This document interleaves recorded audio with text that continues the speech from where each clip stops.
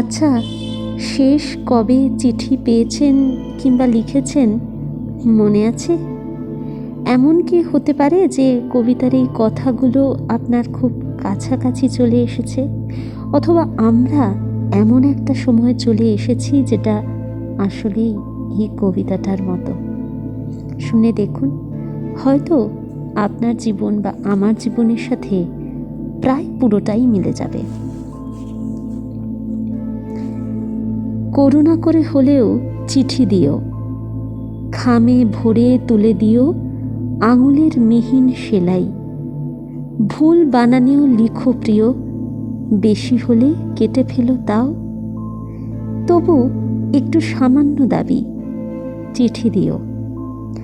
তোমার শাড়ির মতো অক্ষরের পার বোনা একখানা চিঠি।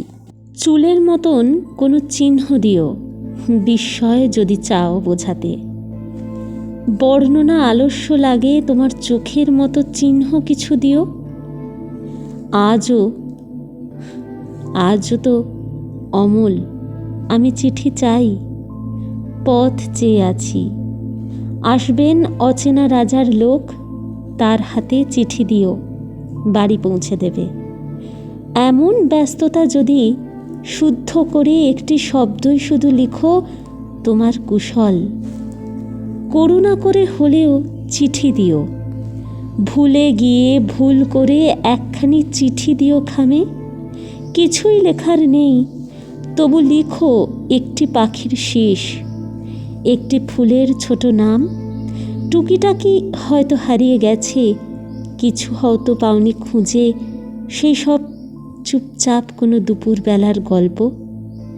খুব মেঘ করে এলে কখনো কখনো বড় একা লাগে, তাই লিখো।